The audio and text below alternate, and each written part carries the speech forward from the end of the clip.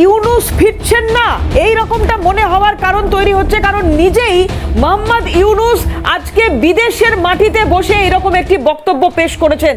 মোহাম্মদ ইউনূস যে ঘোষণা করেছেন আজকে বিদেশের মাটিতে সুইজারল্যান্ডে যে ওয়ার্ল্ড ইকোনমিক ফোরাম, সেই ইকোনমিক ফোরামে অংশগ্রহণ করেছেন তিনি, এবং সেখানে বসে যে মন্তব্য করেছেন তাতে ব্যর্থতার দায় কি ঠেলে দেওয়ার চেষ্টা করছেন অন্য কারোর ঘাড়ে?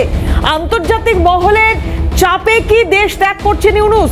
এতগুলো প্রশ্ন উত্থাপন করছি কারণ ইউনূসেরই একটি বক্তব্যের ওপর ভিত্তি করে সেই বক্তব্যটা এবার একটু আপনাদের শোনাবো, যেখানে নির্দিষ্টভাবে প্রশ্নের উত্তরে মোহাম্মদ ইউনূস ঠিক কি বলছেন দেখুন।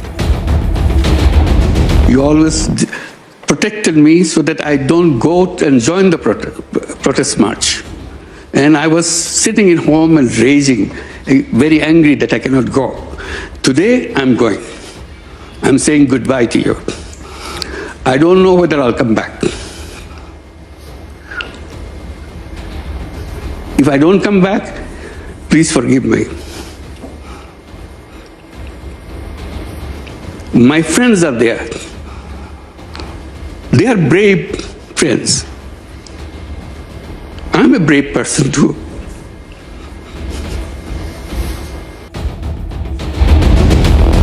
এই কথাগুলো বলতে গিয়ে কোথাও কি একটু গলা কাঁপছে মোহাম্মদ ইউনূসের? চোখের কোনটা কি চিকচিক করছে কি জানি, হয়তো আমারও চোখের ভুল বা দেখার ভুল হতে পারে, কিন্তু যদি সেটা হয়ে থাকে তাহলে নিন্দুকেরা কি বলবেন? ওটাই নাটক করছেন মোহাম্মদ ইউনূস। কারণ এতগুলো মাস যিনি ক্ষমতায় একেবারে শীর্ষে অধিষ্ঠান করেছিলেন, তিনি আজকে তাহলে এই কথাগুলো বলছেন কেন? এই ব্যর্থতার দায়, যদি তিনি ব্যর্থ হয়ে থাকেন তাহলে এই ব্যর্থতার দায় কি তিনি এখন অন্য কারোর উপর চাপাতে চাইছেন?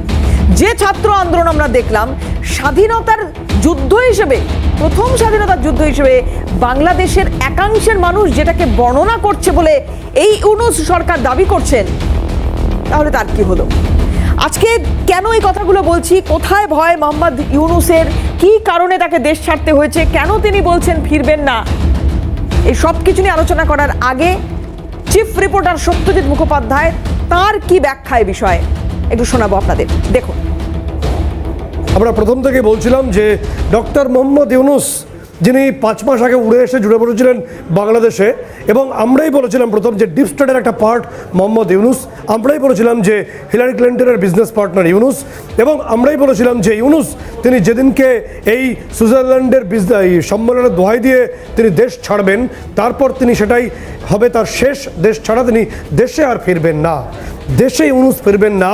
এই তথ্য বারংবার আমরা দেওয়ার পর বাংলাদেশের তরফে এবং বিভিন্ন অংশ থেকে বিভিন্ন মন্তব্য চলে এসছে সামনে, কিন্তু যেটা বিষয়ের জায়গা, সিএনএর খবরই শিলমোহর পড়েছে। মোহাম্মদ ইউনূস তিনি নির্দিষ্টভাবে ওয়ার্ল্ড ইকোনমিক ফোরামের যে 1:1 মিটিংয়ে একেবারে চোখের জলে নাকের জলে হয়ে তিনি বলছেন যে তিনি যদি কামব্যাক করতে না পারেন, তিনি দেশে ফিরতে না পারেন, তাহলে ক্ষমা করবেন। ক্ষমা করবেন কি না দেশবাসী, সেটা তো বাংলাদেশের 18 কোটি মানুষ ডিসাইড করবেন, স্থির করবেন, সিদ্ধান্ত নেবেন। যে কারণে আমরা যে তথ্য আগাম পেয়েছিলাম যে মোহাম্মদ ইউনূস তিনি দেশ ছেড়ে পালিয়ে গেছেন, এবং তিনি সুইজারল্যান্ডের এই যে ডাভোসের যে সম্মেলনটি হচ্ছে সেখানে তিনি নির্দিষ্টভাবে তিনি সেখানে ইনভাইটেড নন, কিন্তু তিনি একটি ন্যারেশন তৈরি করে সেখানে যোগ দিয়েছেন। একটা বিষয় তো উঠেই এসেছিল যে মোহাম্মদ ইউনূস তিনি দেশ ছাড়বেন কেন, কারণ এই বক্তব্য যে ইন্টারভিউটা তিনি দিয়েছেন তাতে বলেছেন যে 18 বছর কেন ভোটের সময় হবে বা নির্ধারিত সময় হবে, 16-17 কেন হবে না। মোহাম্মদ ইউনূস 2007 সালে নিজের রাজনৈতিক দল তৈরির চেষ্টা করেছিলেন, পারেননি, পালিয়ে গেছিলেন। ফলে তার এই ক্যারিয়ারে বারে বারে পালানোর একটা রোগ আছে, অসুখ আছে, সেটাই আরও একবার হতে যাচ্ছিল বলে গোয়েন্দা রিপোর্ট আমাদের কাছে ছিল। এবং মোহাম্মদ ইউনূসের ক্ষেত্রে তিনি আবারও এই 16-17 এই যে এজ গ্রুপটা আছে, এটাকে ধরে তিনি একটা ছাত্র শক্তি বা এই ধরনের পলিটিক্যাল ফোরাম তৈরি করতে গেছিলেন। একজন মানে বয়স্ক মানুষ, বেশ বয়স মোহাম্মদ ইউনূসের, তার মনে হয়েছে যে 16 বছরও একজন ছেলে বা মেয়ে খুব ম্যাচিওর্ড হয়ে যায়, অদৃষ্টের পরিহাস, এবং তিনি সেটা করতে পারেননি। এবং আলটিমেটলি ওয়ার্ডেন যখন সরে গেছেন তখনই ইউনূস তার প্রমাদ গোনা শুরু করে দেন, এবং ট্রাম্প আসার পর তার আর থাকা হয়তো সম্ভব ছিল না, কারণ অঙ্ক তাই বলছিল। এই তথ্য যখন আমাদের কাছে এসে পৌঁছচ্ছে তখন এইটা নিয়েই ভাবনা চিন্তার একটা পরিধি বা পরিসর তৈরি হচ্ছে অবশ্যই। এবং সব থেকে গুরুত্বপূর্ণ বিষয় যে ভয় পাওয়ার কি কারণ থাকতে পারে। ভয় পাওয়ার কারণ হতে পারে যে এই মুহূর্তে কর যেভাবে বাংলাদেশের মানুষের উপর চাপিয়েছেন। ভয় এ কারণে হতে পারে যে যেভাবে পাকিস্তান এবং চীনের সঙ্গে সখ্যতা বজায় রাখতে গিয়ে আগুন নিয়ে খেলে ফেলেছেন, তখন বাংলাদেশের ভেতরের যে অবস্থা, বিশেষ করে আমি বলবো অর্থনৈতিক যে অবস্থা, সেই জায়গায় দাঁড়িয়ে অনেকগুলো প্রশ্নের মুখোমুখি হয়তো ইউনূস সরকারকে হতো আগামী সময়, সেই ভয় থাকতে পারে। সামরিক জায়গা, যেটা আমি বারবার বলেছি আমার অনুষ্ঠানে, যে এই মুহূর্তে 37 নম্বরে বাংলাদেশের সেনাবাহিনীর অবস্থান, সামরিক শক্তিতে 37 নম্বরে রয়েছে বাংলাদেশ। সেই জায়গায় দাঁড়িয়ে এই যে মাঝে মাঝে কলকাতা দখল করে নেব, লালকেল্লায় পতাকা তুলব, এই ধরনের যে বক্তব্যগুলো আসছে, সেটা যে কোথাও বুমেরাং হয়ে তার দিকে যেতে পারে, এটাও হয়তো তিনি বুঝতে পারছেন। ভয় কি সেই কারণে? অনেকগুলো প্রশ্ন রয়েছে। তার মধ্যেই একটা ভাইরাল হঠাৎ করে ছবি আমাদের কাছে এসে পৌঁছেছে। আমি জানি না সেটার সত্য মিথ্যা, আমি অবশ্যই যাচাই করবো। আমার সঙ্গে যিনি গেস্ট রয়েছেন, আমি একটু তাদের সঙ্গে এবার আলাপ করে দিই। আমাদের সঙ্গে রয়েছেন আজকে বিজেপির তরফ থেকে মুখপাত্র ডক্টর দীপঙ্কর সরকার। প্রথমেই দীপঙ্কর দাকে স্বাগত জানাবো আমার অনুষ্ঠানে। আমার স্টুডিওর বাইরে থেকে যারা রয়েছেন তাদের মধ্যে আর্যদা রয়েছেন, জাতীয় সুরক্ষা এবং নিরাপত্তা উপদেষ্টা আর্য ঘোষ, আর্যদাকে স্বাগত জানাবো। রয়েছেন আমার সঙ্গে হোসাইন মোহাম্মদ সেলিম, হেজুত তহিদ তার চেয়ারম্যান আমার সঙ্গে রয়েছেন এই মুহূর্তে বাংলাদেশ থেকে। সেলিম সাহেব, আপনাকে স্বাগত জানাই। এই মুহূর্তে আমাদের সঙ্গে এই তিনজন অতিথি রয়েছেন, বাকিরা একে একে যোগদান করবেন এবং তারপরে তাদের কাছে আসবো। আমি প্রথমে একটু সেলিম সাহেবের কাছে যাব। আমার হাতে একটা কাগজ রয়েছে, আমি এটা একটু দেখাতেও চাইবো। তার সঙ্গে যদি এটা একটু এই সেলিম সাহেবের কাছ থেকে বোঝা বা জানা সম্ভব হয়, এইখানে এই কাগজটাতে মানে যে লোগোটা আমরা দেখতে পাচ্ছি বা এখানে যে সাইনটা আমরা দেখতে পাচ্ছি, এই একদম তলায় আমি একটু দেখাতে বলবো। হ্যাঁ, এই যে এইখানে যে সাইনটা আমরা দেখতে পাচ্ছি, এটা মোহাম্মদ ইউনূসের। এখানে অন্তত সেই বিষয়টা আমরা দেখতে পাচ্ছি যে মোহাম্মদ ইউনূসের এখানে একটা সাইন, আর এইখানে যে উপদেষ্টা একদম খুব স্পষ্টভাবে প্রধান উপদেষ্টার স্ট্যাম্পটা আমরা দেখতে পাচ্ছি। এবার একটু বয়ানে যদি আসি, এখানে লেখা আছে, এখানে প্রথমত রাষ্ট্রপতি তার উদ্দেশ্যে এই চিঠিটা লেখা হয়েছে, মানে এটি একটি পদত্যাগপত্র। এখানে লেখা হয়েছে যে আমি গভীর দুঃখের সঙ্গে জানাচ্ছি যে 5ই আগস্টের পরবর্তী বিভিন্ন সহিংসতা এবং সংঘর্ষের প্রেক্ষিতে যেখানে 2100 জনেরও বেশি মানুষ প্রাণ হারিয়েছে এবং আর কোনো প্রাণহানি এড়ানোর জন্য আমি পদত্যাগের সিদ্ধান্ত নিয়েছি। আমি বাংলাদেশের প্রধান উপদেষ্টার পদ থেকে পদত্যাগ করেছি এবং এই ঘটনাগুলোতে আমি সম্পূর্ণ দায়িত্ব স্বীকার করছি। এদেশের জনগণের নিরাপত্তা কল্যাণের প্রতি আমার অঙ্গীকার সবসময় অটুট থাকবে।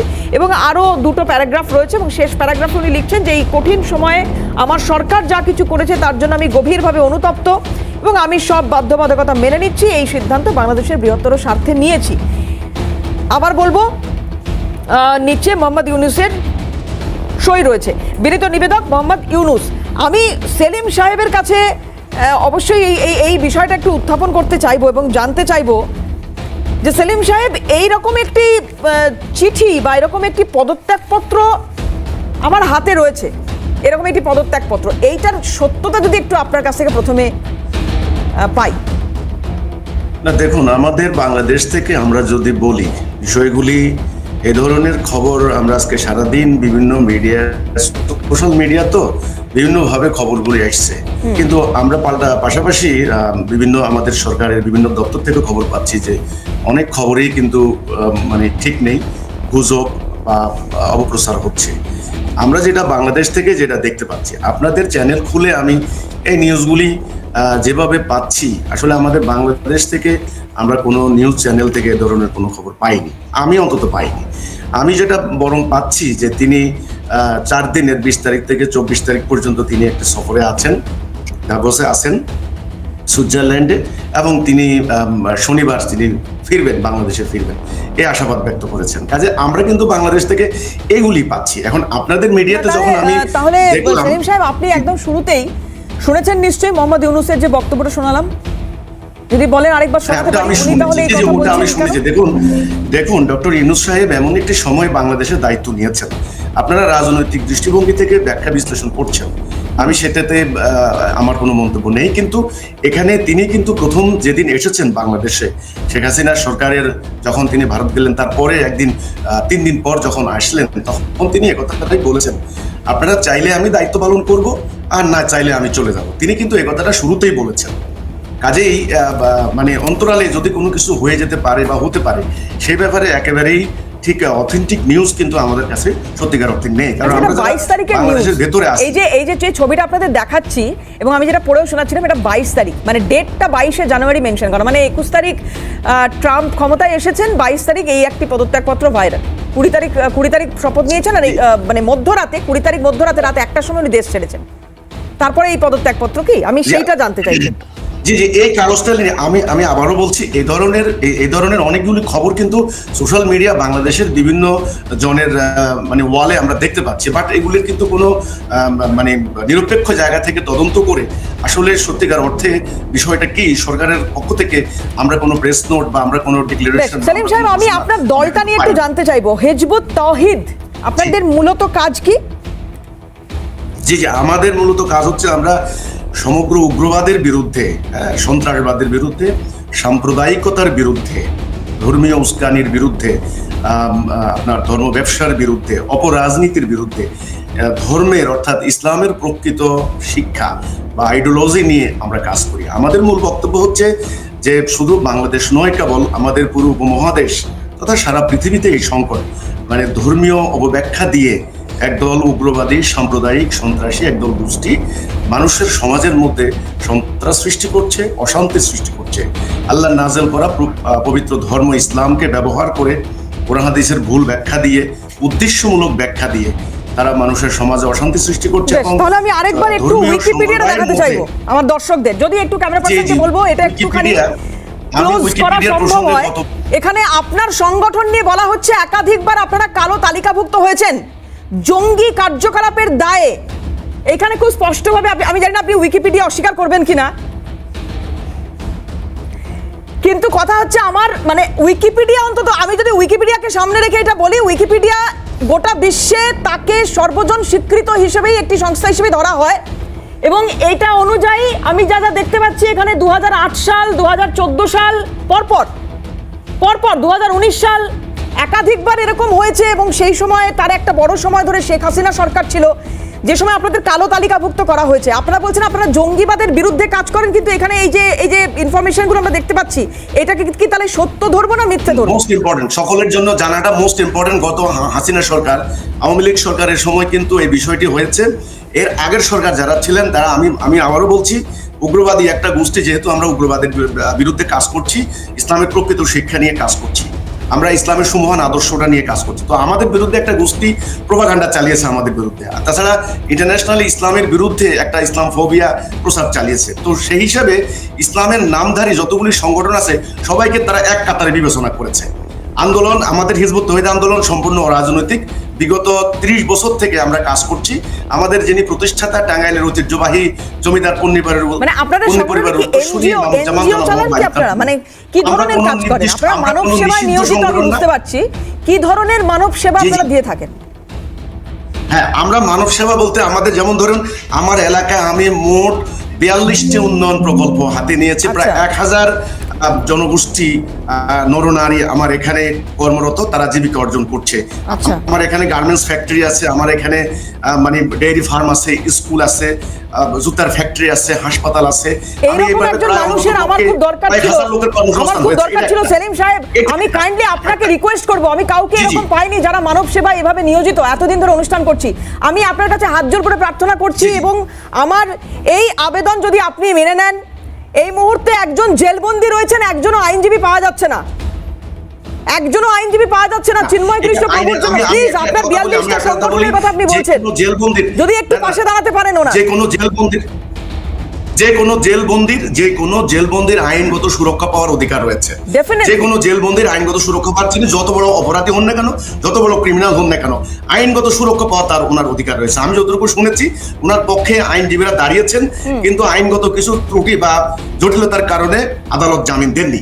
আমি কিন্তু আমার এই প্রসঙ্গটা একটু আগে যেটা বলতে চাচ্ছি, হিজবুত এত তৌহিদ কোনো সংখ্যালঘু নিষিদ্ধ নিপীড়ন আন্দোলন নয়। চলছে, হিজবুত আপনার তৌহিদ বাংলাদেশ সংগঠন কি সম্পূর্ণ তাদের পাশে বৈধ আছে? একটি সংগঠন। যে সংখ্যালঘুরা 30 মার বছর খাচ্ছে, কোনো মন্দির অন্যায় ভাঙা করেনি, কোনো হচ্ছে, আইন কালী ভঙ্গ মূর্তি করেনি গুড়িয়ে হিজবুত। দেওয়া হচ্ছে, একের পর এক সংখ্যালঘু মানুষ তারা আক্রান্ত হচ্ছেন, মৃত্যু হয়েছে, আপনার সংগঠন কি তাদের পাশে না, আছে? সংখ্যালঘু আমি আপনাকে একটা কথা বলি, সংখ্যালঘু মানুষের প্রসঙ্গ নিয়ে গত মিটিংও কিন্তু আমি আপনাদের চ্যানেলে মানে গত সপ্তাহে কিন্তু কথা বলেছি।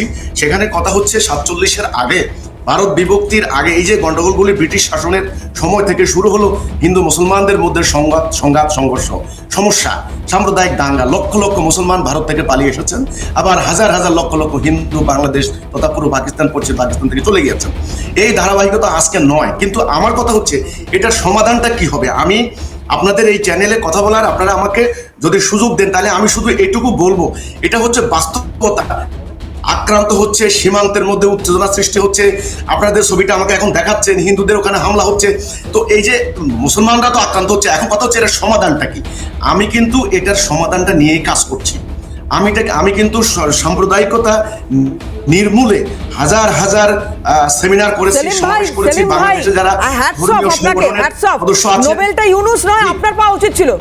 আমি বলছিলাম একদম শুরুতেই যে এই ভয়ের কারণ কি। মোহাম্মদ ইউনুস দেশ ছেড়েছেন, মোহাম্মদ ইউনুস তিনি নিজে যে কথা বলছেন সেটা আপনাদের শোনাচ্ছি, কিন্তু যাই হোক বাংলাদেশের যিনি প্রতিনিধি রয়েছেন তিনি বলছেন যে ওনার শনিবার দেশে ফেরার কথা। এই শনিবারের প্রতীক্ষায় আমরা অবশ্যই থাকবো, কিন্তু তার পাশাপাশি এই যে ভয়ের কারণগুলো আমি বলছিলাম, যে আগুন নিয়ে খেলে ফেলছেন কোথাও, আর সেটা বুঝতে পেরেই কি দেশ ছাড়ার কথা। আমি কেন বলছি সেটা আমি আরেকবার একটু যদি স্পেসিফিক করে দিই আপনাদের। আপনারা জানেন এই দুটো দিন আগেকার খবর একটু আরেকবার একটু শেয়ার করছি এই কারণে যে পাক গুপ্তচর সংস্থা আইএসআই প্রধান তিনি বাংলাদেশে আসেন এবং তারপরে কিছু অ্যাক্টিভিটিস বাংলাদেশে হচ্ছে বলে খবর পাচ্ছি আমরা গোপন সূত্র মারফত। এবং এইরকম একটি খবর আমাদের কাছে এই মুহূর্তে এসে পৌঁছাচ্ছে যে এই গুপ্তচর সংস্থার একজন প্রতিনিধি গতকাল চট্টগ্রামে পরেশ বড়ুয়ার নেতৃত্বাধীন আলফা তার কয়েকজন নেতার সঙ্গে আলোচনায় বসেছে। যদিও আমি আবার বলবো সূত্রের খবর এটা, ভারতীয় গোয়েন্দারা যেটা মনে করছেন যে আবারও এই উত্তর পূর্বাঞ্চল এইটা অশান্ত করার কোনো রকম ফন্দি ফিকির আটা হতে পারে, এবং সেখানে পাকিস্তানের মদত কতটা আগামী সময় থাকবে সেটা খুব স্পষ্ট, খুব সুন্দরভাবে বোঝা যাচ্ছে। শেখ হাসিনা ক্ষমতায় এসে সেনা অভিযান চালিয়ে প্রশিক্ষণ কেন্দ্রগুলো ভেঙে দিয়েছিলেন। এখন এই পরিস্থিতি আবার নতুন করে কেন তৈরি হচ্ছে, আর যখন তৈরি হচ্ছে ঠিক সেই সময় ইউনুসের এই দেশে না থাকা, বাংলাদেশে না থাকা, সেটা কি কোনো আলাদা তাৎপর্য রয়েছে? আমি একটু আর্যদার কাছে আসবো। আর্যদা, এটার ব্যাখ্যা আপনার কাছে চাইবো, তার আগে রণধীর জয়সওয়াল তার একটা প্রতিক্রিয়া রয়েছে, একটু শোনাবো। For the first time in over 15 years, a Bangladeshi warship, in this case a frigate, is taking part in a Pakistani military exercise. This one is the naval exercise in Aman. We just like your comments on it. Okay. So, the second part of my question. The BJP and the BSF are meeting for 4 days in Delhi from the 16th to the 20th.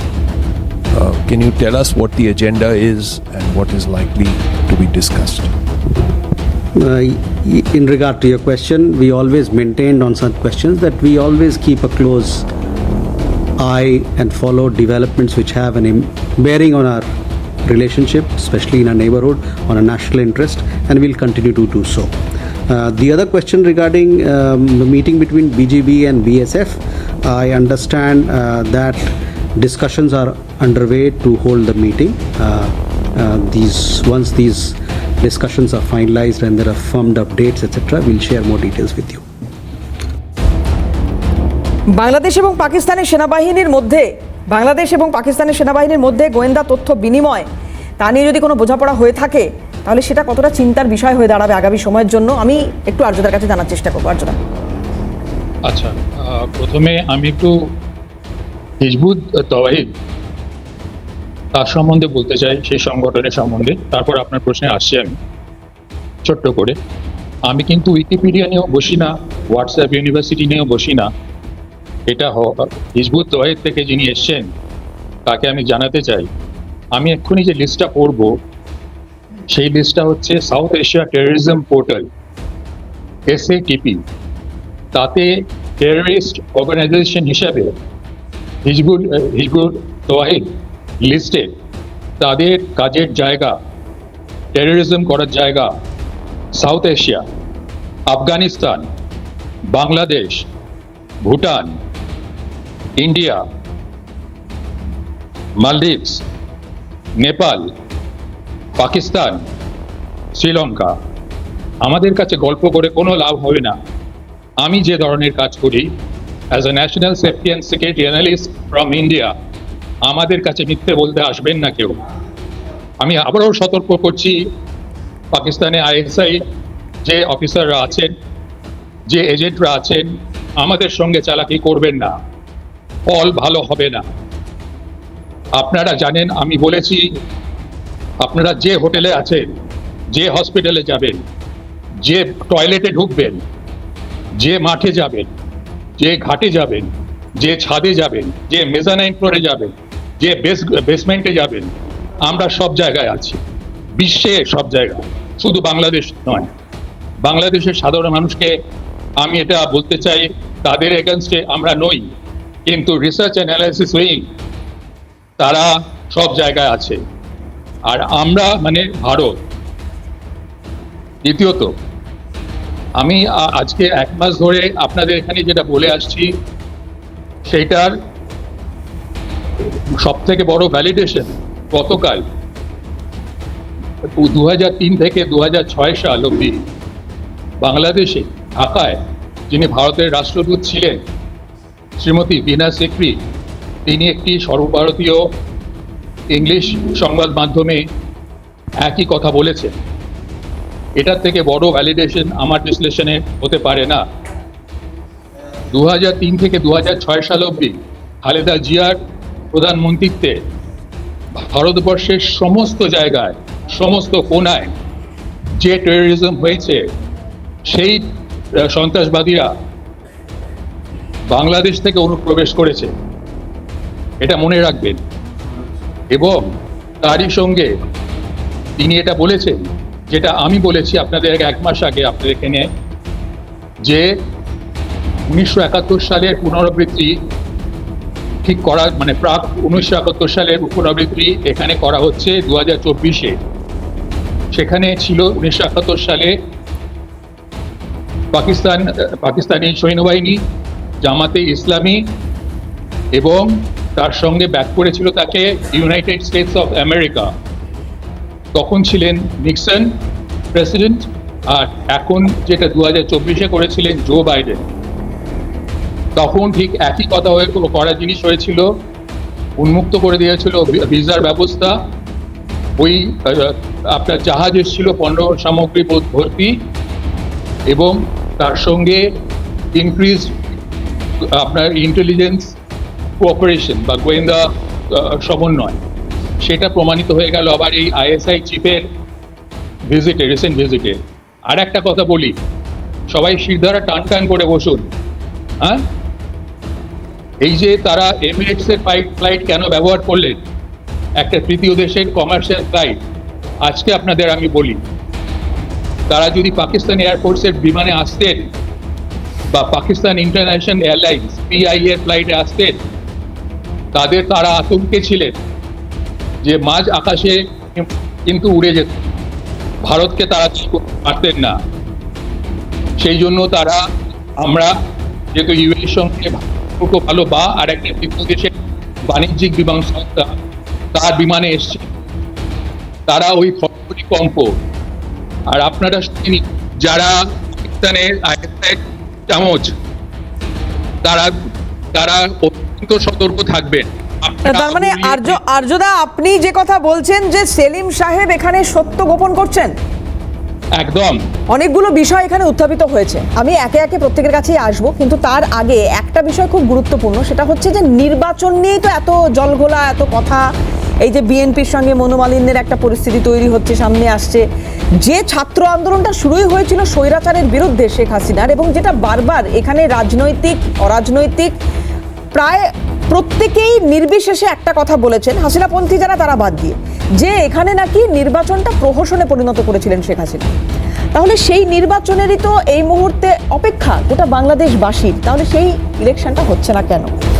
অন্তর্বর্তী সরকারের নিরপেক্ষতা নিয়েই এবার বিএনপির মহাসচিব তিনি প্রশ্ন তুলে দিয়েছেন এবং পাশাপাশি খুব তাৎপর্যপূর্ণভাবে এই কথা বলছেন যে অন্তর্বর্তী সরকারের কাছে প্রত্যাশা অনেক, অভ্যুত্থানের পরে প্রত্যাশা বেড়েছে, কিন্তু এটাই সত্য, সমাজের যা অবস্থা দাঁড়িয়েছে আমরা নিশ্চিত হতে পারছি না যে সেই প্রত্যাশা পূরণ হবে।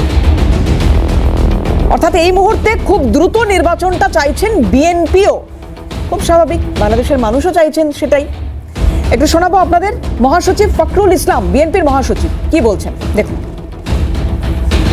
এই নির্বাচনের মাধ্যমে আমাদের জনগণ তারা তাদের প্রতিনিধিকে নির্বাচিত করবার একটা সুযোগ পাবেন। এখন এখানে জোর করে যদি সেই বিষয়টাকে আপনার একটু বিতর্কিত করে ফেলা হয়, তাহলে জনগণ আবার তাদের সেই অধিকার থেকে বঞ্চিত হবে।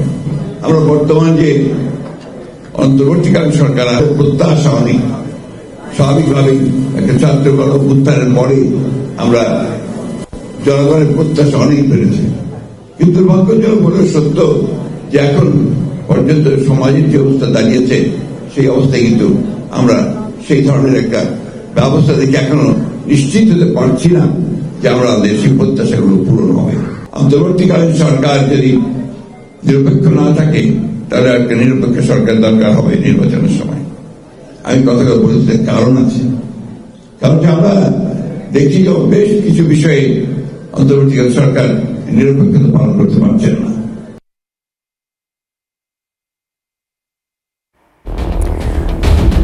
বাংলাদেশের নির্বাচনের পরে যে সরকারই আসুন না কেন, ভারতের সঙ্গে সখ্যতা না রাখলে তার চলবে তো। আমি কেন বলছি এই কথা, কারণ এই যে লাগাতার একটা টেনশন তৈরি করে রাখার চেষ্টা বাংলাদেশ সরকারের তরফ থেকে করা হচ্ছে, বিজিবি যা যা করছে, বিএসএফ আক্রান্ত হওয়ার মতো ঘটনা ঘটে গিয়েছে, এবং আজকেও যে খবরগুলো দেখছিলাম সকাল থেকে যে অনেকগুলো জায়গায় কিন্তু এখনো টেনশন জারি রয়েছে, এবং যে কারণে ওপস অ্যালার্ট জারি করতে হয়েছে বিএসএফকে।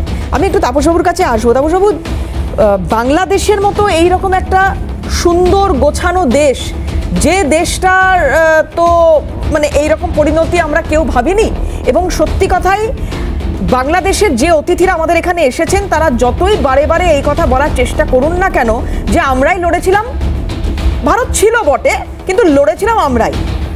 মুক্তিযোদ্ধাদের পাশে ভারতের সেনাবাহিনী যেভাবে লড়াই করেছিল, যে সংগ্রাম করেছিল, আজকে সেটাকে অস্বীকার করার এই মরিয়া চেষ্টা, খুব ভালো কথা, করুন তারা। বাংকার তৈরি করে রাখছেন, করুন তারা।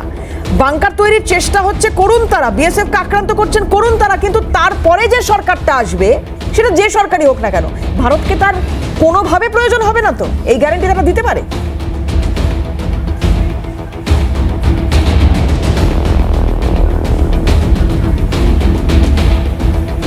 দেখুন, একটা জিনিস আস্তে আস্তে খুব ক্লিয়ার হয়ে যাচ্ছে, সেটা হচ্ছে আমরা ওই যে ছাত্র আন্দোলন দেখেছিলাম, আমরা যে সংরক্ষণের বিরুদ্ধে আন্দোলন দেখেছিলাম, বা এই যে স্বৈরাচারী সরকার হাসিনা সরকার তার বিরুদ্ধে যে আন্দোলন দেখেছিলাম, সেটা ছিল একটা জাস্ট ওপর, এর ভেতরে অনেক কিছু আছে।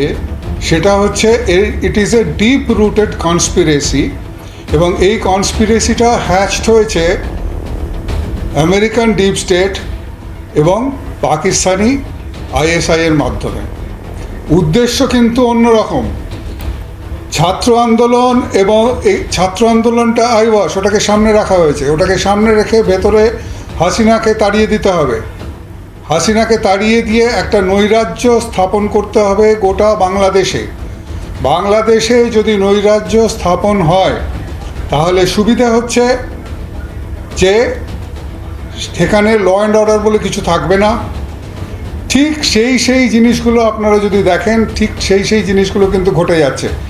শেখ হাসিনা চলে যাওয়ার পরে প্রথমেই দেখা গেল যে যত ক্রিমিনাল, 800 ক্রিমিনাল, তাদের ছেড়ে দেওয়া হলো। যেসব জঙ্গিরা বিভিন্ন জেলে ছিল তাদের ছেড়ে দেওয়া হলো। মৃত্যুদণ্ড মানে ডেথ সেন্টেন্স পাওয়া যেসব জঙ্গিরা ছিল, তার মধ্যে উলফার প্রকাশ বড়ুয়া ও পরেশ বড়ুয়াও আছেন, তারও শাস্তিটাকে মাফ করে 10 বছর দেওয়া হলো। তিনিই শুনেছিলাম চীনে আত্মগোপন করে আছেন, এখন শোনা যাচ্ছে রিসেন্টলি তিনি ঢাকায় এসেছেন এবং ঢাকায় তাকে দেখা যাচ্ছে। উদ্দেশ্য কি? উদ্দেশ্য হচ্ছে বাংলাদেশকে অশান্ত করে আলটিমেটলি আইএসআইয়ের উদ্দেশ্য ভারতবর্ষকে হিট করা। একটা জিনিস মনে রাখতে হবে যে আমাদের পশ্চিম সীমান্তে কাশ্মীর থেকে যে ইন্ট্রুশনগুলো ঢুকতো, যে টেররিস্টরা ঢুকতো, সেটা কিন্তু বন্ধ হয়ে গেছে প্রায়। আর এই বাংলাদেশকে অশান্ত করে শেখ হাসিনা চলে যাওয়ার পরে, তখন শেখ হাসিনা যদি থাকতেন তাহলে এই জঙ্গিরাও ছাড়া পেত না। একটা জিনিস মনে রাখুন যে পাকিস্তান থেকে বাংলাদেশে আসতে আজ কোনো ভিসা লাগে না, যে কেউ আসতে পারে, যে কেউ। এবং এই যে জাহাজটা এসেছিল বেশ কিছুদিন আগে, এই যে জাহাজটা এসেছিল, সেই জাহাজ থেকে 65 জন লোক জাস্ট মিলিয়ে গেছে বাংলাদেশে, তাদের আর খোঁজ পাওয়া যাচ্ছে না তারা কোথায় গেছে। সব কিন্তু এই জঙ্গি বা এই ধরনের লোক বাংলাদেশে এসে ঢুকছে। এবং যেহেতু ল অ্যান্ড অর্ডার সিচুয়েশন বাংলাদেশের এখন ঠিক নয়, সেই জন্যে ভারত বাংলা যে বর্ডারটা আছে, ইন্টারন্যাশনাল বর্ডার, সেটা প্রথম থেকেই একটু পোরাস ছিল। আমরা কাঁটাতারের বেড়া বিভিন্ন জায়গায় দিতে পারিনি।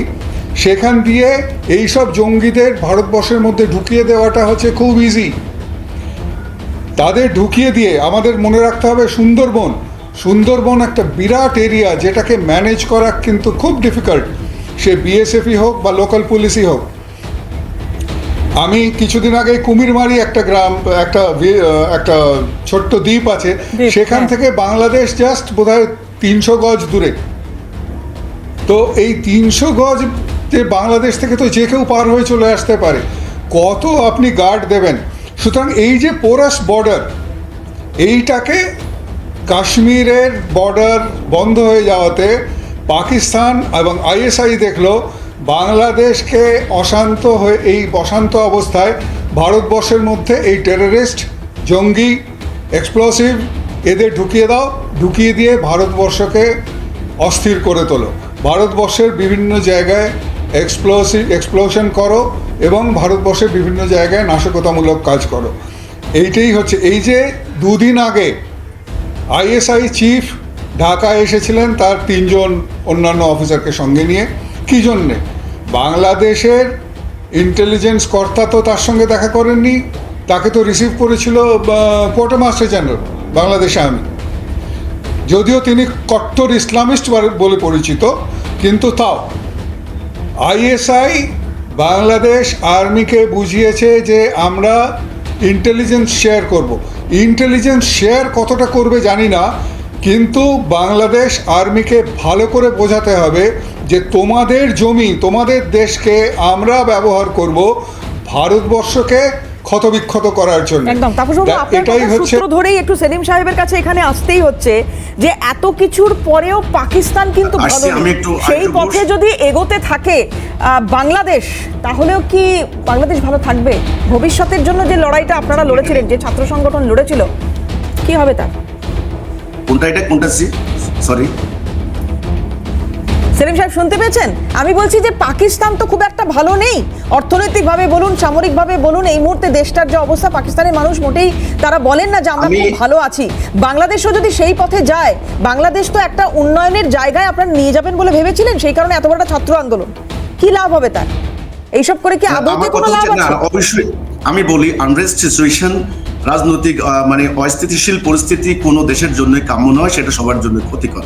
কিন্তু এখানে আমি যে কথাটা বারবার বলতে চাই, আপনারা যে আশঙ্কা করছেন এখানে জঙ্গিবাদের উত্থান ঘটবে, এখানে একটা অশান্তময় পরিস্থিতি সৃষ্টি হবে, এখানে ভারতের অখণ্ডতার একটা হুমকি, এই কথাগুলি যে বলছেন সেটাকে ঢালাওভাবে সবাইকে যে দায়ী করছেন, দায়ী করা হচ্ছে, এখানে কিন্তু আমার অবজেকশনের কঠোর অবজেকশন। কিন্তু এখানে আমি মিস্টার আর্য ঘোষ, নিরাপত্তা বিশ্লেষক, তিনি যে কথাটা বলছেন আমার মনে মিস্টেক করেছেন। জি, আমরা কিন্তু সবাইকে এক পাল্লায় না মেপে আমরা কিন্তু হিজবুত তাওহীদ। আমার কথা হচ্ছে, আপনি যাদের কথা বলছেন সম্ভবত বাংলাদেশের একটা সংগঠন আছে নিষিদ্ধ, যেটা হলো হিজবুত তাহরির। ঘটনা হচ্ছে তাওহীদ আর তাহরির কিন্তু এক নয়, এটা হলো প্রথম কথা। দ্বিতীয় কথা হলো, যেই উগ্রবাদের আশঙ্কা আপনারা করছেন, সেই উগ্রবাদ নিয়ে, সেই উগ্রবাদের বিরুদ্ধে কিন্তু আমরা লড়াই করছি। আমি আজকে সারাদিন, জুমার দিনে শুক্রবারে আমার বাংলাদেশের কমপক্ষে 4টি জেলায় কিন্তু আমার সদস্যরা আক্রান্ত হওয়ার সম্ভাবনা ছিল, সেখানে বাংলাদেশের আইন শৃঙ্খলা বাহিনী দ্রুত হস্তক্ষেপ করে পরিস্থিতি নিয়ন্ত্রণে এনেছে। এখন কথা হচ্ছে বাংলাদেশ, ভারত এবং আপনি আমাকে বাংলাদেশ, একটা কথার উত্তর দিন। পাকিস্তান, ভারত, আপনি আমাকে একটা কথার উত্তর দিন। আমাকে কথা বলতে দিন প্লিজ। আমি যে উইকিপিডিয়া তথ্যগুলো দিলাম সেগুলো কিন্তু সঠিকই এখনো অবধি দেখাচ্ছে। সেলিম সাহেব, উইকিপিডিয়া নয়, আমি এখানে উইকিপিডিয়া নিয়ে বসি না, হোয়াটসঅ্যাপ ইউনিভার্সিটি নিয়ে বসি না। আপনি আমাকে আমি আসবো, আপনার উত্তর নেব, একটু তার আগে সেলিম সাহেবের বক্তব্য পুরোটা শুনে নিন, উনি কি বলতে চাইছেন। এখন যদি আমরা পারস্পরিক আশঙ্কা করি এই হচ্ছে ওই হচ্ছে, তাহলে কিন্তু সমাধান হবে না। সমাধানের উপায় নিয়ে আমি কাজ করছি, আমার কথা হচ্ছে এটা উভয় আমাদের হিন্দু মুসলমানদের মধ্যে কিভাবে সমাধান হবে, কিভাবে হারমোনি বিল্ড আপ হবে, কিভাবে ভারত বাংলাদেশ একটা মৈত্রী সম্পর্ক স্থাপিত হবে, সেটা নিয়ে কিন্তু আমি কাজ করছি। কিন্তু আমিও কিন্তু একমত হচ্ছি সমস্ত উগ্রবাদের বিরুদ্ধে, সমস্ত সাম্প্রদায়িকতার বিরুদ্ধে। আমরা চাই আমার জন্মভূমি বাংলাদেশকে কেউ যেন তাদের একটা মানে ভূমি হিসেবে ব্যবহার করতে না পারে, কেউ যেন ইউজ করতে না পারে, সেটা নিয়ে কিন্তু আমি কাজ করছি। আমার বক্তব্য হচ্ছে সেটা সমাধানের উপায় কি, সেটার রাস্তা কি, উপায় কি। কোনোভাবে আমাদেরকে এই বাংলাদেশকে কোনোভাবে কোনো মাটি আমরা কাউকে ইউজ করতে পারবো না। আমি উল্ফাকেও না, কি সমাধানের কথা বলছেন? না পাকিস্তানকেও না। আমি স্বাধীন সার্বভৌম বাংলাদেশ 71-এ আপনাদের ভূমিকা অবিস্মরণীয়, আমরা অস্বীকার করছি না। তার মানে তো এই নয় আমরা আমাদের স্বাধীনতা, স্বকীয়তা, সার্বভৌমত্ব হারাবো। তার মানে এই নয় আমরা উগ্রবাদী সাম্প্রদায়িক। আমি সেলিম সাহেব একটা ছবি, এই যে ছবিটা দেখাচ্ছি, সেলিম সাহেব এই যে ছবিটা দেখাচ্ছি, আপনি বলছেন ভারতের ওই সময় আপনাদের পাশে দাঁড়ানোর এরকম সমর্থন করেছেন। এইটা কি ছবি? আপনি সমাজ সংস্কারক, আমি ধরে নিচ্ছি আপনি সমাজ সংস্কারক। এই ছবিটা কি বঙ্গবন্ধুর মূর্তি ভাঙা হচ্ছে, আপনি বেরিয়ে এসে প্রোটেস্ট করেছিলেন, পরে কোনো র্যালি নামিয়েছিলেন, রাস্তায় নেমেছিলেন, কথা বলেছিলেন, আওয়াজ তুলেছিলেন। আজকে যেভাবে বঙ্গবন্ধুর মূর্তি ভাঙার ছবি এখনো গা শিউরে উঠছে আমাদের দেখলে, রাস্তায় নেমে প্রতিবাদ করেছিলেন। জি, আমি আপনার সাথে শুনুন, আমি একটা কথা বলি, কোন ধরনের মানুষের দীর্ঘদিন ধরে একটা রাজনৈতিক দলের প্রতি খুব দুঃখ বেদনা, সেটা বহিঃপ্রকাশ। আমি ছেড়ে দিলাম সেটা, সেলিম সাহেব। সেই দিন কি ঘটে গেছে, আমি পরের কথা বলছি। আপনি সমাজ সংস্কারক, 42টা অর্গানাইজেশনের কথা আপনি বলছেন যেগুলো আপনি চালাচ্ছেন। আপনার সেই অর্গানাইজেশন পরে রাস্তায় নেমেছে 5ই আগস্ট, আরেকটা 5ই আগস্ট আসতে চললো, জুলাই আন্দোলন, আরেকটা জুলাই আসতে চললো, এতগুলো মাসে রাস্তায় নেমেছেন। আমি বলি আপনাকে, দেখুন এই সাম্প্রদায়িক সম্প্রীতিমূলক সম্মেলন করার কারণে আমার কিন্তু ব্যানার ছিল সকল ধর্মের মর্মকর্তা, সবার ঊর্ধ্বে মানবতা। এই হিন্দুদের অধিকার নিয়ে কথা বলার কারণে কিন্তু আমার বাড়ি আক্রান্ত হয়েছে, আমার 2জন ভাইকে মানে জবাই করে হত্যা করেছে, আমার বাড়িঘর আগুন দিয়ে জ্বালিয়ে দেওয়া হয়েছে। একমাত্র বাংলাদেশে কিন্তু আমি সকল ধর্মীয়, আমি একটু ছবি দেখতে যাবো একটা, আমি আপনাকে সময় দিচ্ছি, আপনি আমাদের প্লিজ সেই ছবি দেখান, আমি আপনাকে সময় দিচ্ছি। আমি ততক্ষণ একটু শাহিনের কাছে যাবো, শাহিনের মধ্যে কিছু তথ্য দেখাচ্ছিল আমাদের, আমি একটু সময় দিলাম, আপনি একটু ছবি দেখান আমাদের, খুঁজে বার করুন। বলো শাহিন।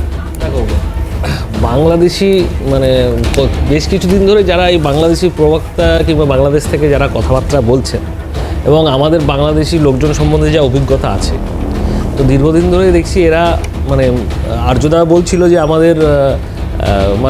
আমাদের ইন্টেলিজেন্স কতটা অ্যাক্টিভ এবং কতটা কি, আমি ওই যে বলবো না, বাংলাদেশের জন্য আমাদের একটা আর্যদাই যথেষ্ট বাংলাদেশের জন্য, অতটা লাগবে না, বাংলাদেশকে অত প্রায়োরিটি দেওয়ার কিছু নেই। এই হিজবুত তাওহীদ সম্বন্ধে আমি নেটে যা পাচ্ছি এবং যা এতে পাচ্ছি, পরিষ্কার বোঝা যাচ্ছে এটা একটা সন্ত্রাসবাদী সংগঠন এবং এটা বন্ধ করে রেখেছে। 1 মিনিট, আপনার মাঝে বলবেন, আমি বলবো। দেখুন, 30 বছর কোনো আইন ভঙ্গ করার রেকর্ড নাই বাংলাদেশ। না, আপনার বাংলাদেশ সরকারই আপনাকে তো ব্যান করেছে, আমরা ব্যান করিনি। শেখ হাসিনা আপনাকে ব্যান করেছে, আমরা ব্যান করি। শেখ হাসিনাকে আপনারা ভোট দিয়ে জিতিয়েছেন, আপনারা বেশ কয়েকবার ভোট দিয়ে জিতিয়েছেন, ঠিক আছে? আপনি ব্যক্তিগত কেমন লোক আমি জানি না, আপনি একটু চুপ করুন, আমাকে একটু বলতে দিন, আমাকে একটু বলতে দিন, তারপর আপনি অবজেকশন দিন না, আপনি কোর্টে নেই যে অবজেকশন দেবেন, না একটু চুপ করে দাঁড়ান। তো আপনার কিন্তু এরপরে যখন আপনি বলবেন, আপনাকে একটা কথা আমি বলতে দেবো না, আপনার মাঝখানে আমি একবারও কথা বলিনি, এটা সাবধানে থাকবেন। কিন্তু এটা বাংলাদেশ নয়, আপনাকে আবার বলছি আমি, এটা বাংলাদেশ নয়, কিন্তু বাংলাদেশ নয়। আপনি মর্যাদা রাখুন, আপনি আমার পড়শি দেশের লোক, হ্যাঁ, আপনি জঙ্গি নাই আমি মোটেও জানি না, হ্যাঁ, কিন্তু আপনার সংগঠন সম্বন্ধে যা বলছে জঙ্গি সংগঠন, এবং আপনাদের বাংলাদেশে বর্তমানে যা সরকার যেটা চলছে সেটা জঙ্গি সরকারই চলছে, আর কিছু চলছে না। আমরা দেখেছিলাম ছাত্র আন্দোলন হয়েছিল, সেখানে দলমত নির্বিশেষে সবাই একে আপনাদের ছাত্র আন্দোলনকে সমর্থন করা হয়েছিল, কিন্তু তারপরে কি দেখা গেল, এমন একজন আসলেন, তিনি সেই আবার আপনাদের মানে কি বলে না ওই কিসের দোষে লোহা ভাসে, এরকম একটা কথা আছে।